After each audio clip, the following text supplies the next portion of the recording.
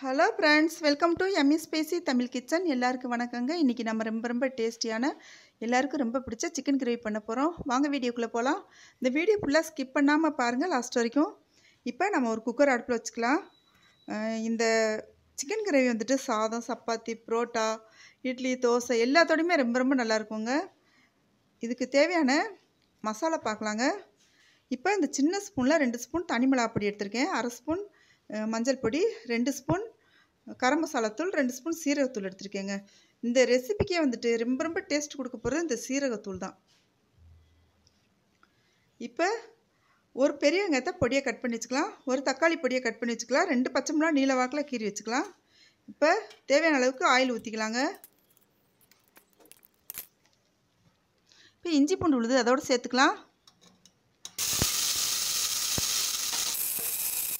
இப்போ நல்லா கிளறி விட்டுக்கலாம், கரண்டி நல்லா கிளறி விட்டுக்கலாங்க. இந்த டைமில் தக்காளி, வெங்காயம், பச்சை மிளகா போட்டாச்சு. இது 1/2 கிலோ சிக்கன் எடுத்து வச்சுருக்கேன், அதை இதோட வந்துட்டு கலந்து விட்டுக்கலாம். இதில் வந்துட்டு சிக்கனை வந்துட்டு கொஞ்சம் மஞ்சள் பொடி போட்டு நல்லா கழுவிடுதுங்க, அப்போ தான் வந்து நல்லாயிருக்கும்.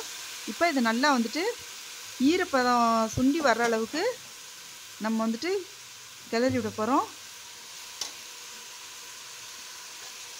நல்லா சுருள கிளறி விட்டுக்கணுங்க.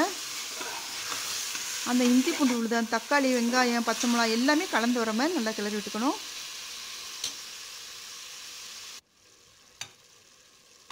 அது நல்லா அந்த தண்ணி வற்றிட்டு அந்த எண்ணெய் பிரிஞ்சு வர்ற அளவுக்கு நல்லா கிளறி விட்டுறணும்.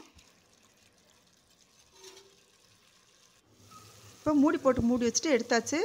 இப்போ உப்பு போட்டுக்கலாங்க, கொஞ்சம் கல்லுப்பு சேர்த்துக்கலாம். பாருங்கள் எவ்வளோ தண்ணி வந்திருக்கு பாருங்கள் அந்த சிக்கன்லேருந்து. இந்த டைமில் நம்ம இந்த மசாலாலாம் ஒன்றா சேர்த்துக்கலாம்.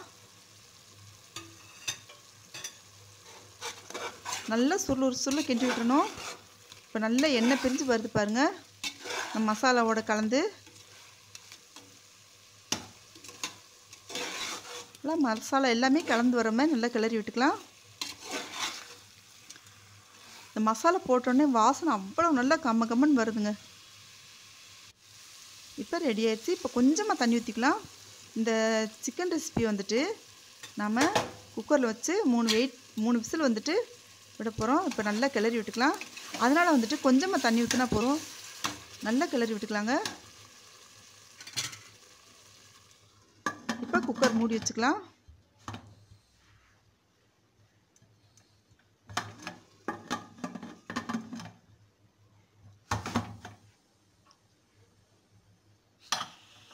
வெயிட் போட்டு விட்டாச்சு. இப்போ ரெடி ஆயிடுச்சுங்க, சிக்கன் கிரேவி ரெடி ஆயிடுச்சு. இந்த டைமில் வந்துட்டு குக்கர் திறந்தாச்சு. இப்போ பாருங்கள் எண்ணெய் பிரிஞ்சு வந்து பார்க்கவே எவ்வளோ எம்மியாக இருக்குது பாருங்கள். கிளறி விட்டுக்கலாம், நல்லாவே கிளறி விட்டுக்கலாம். பிடிக்க சுருள கிளறிடணுங்க இந்த ரெசிபி. அப்போ தான் வந்துட்டு ரொம்ப டேஸ்ட்டாக இருக்கும். தண்ணி பதமே இருக்கக்கூடாது, கொஞ்சம் பார்க்குறதுக்கே வந்துட்டு நல்ல எண்ணெய் பிரிஞ்சு வந்து ரொம்ப பார்க்கவே நல்லாயிருக்கும். அந்த டைமில் இருந்து மல்லித்தலை தூவியாச்சு. மல்லித்தலை தூவிட்டு நல்லா கறி விட்டுக்கலாம். இப்போ சிக்கன் கிரேவி ரெடி ஆயிடுச்சுங்க, ரொம்ப டேஸ்டியான முறையில். இந்த ரெசிபி உங்களுக்கு பிடிச்சிருச்சுன்னா, இது வரைக்கும் நம்ம சேனலை இங்கே சப்ஸ்கிரைப் பண்ணலைன்னா சப்ஸ்கிரைப் பண்ணிக்கோங்க, பெல் ஐக்கானை கிளிக் பண்ணிக்கோங்க, கமெண்ட் பண்ணுங்கள், ஷேர் பண்ணுங்கள், லைக் பண்ணுங்கள். தேங்க்யூ.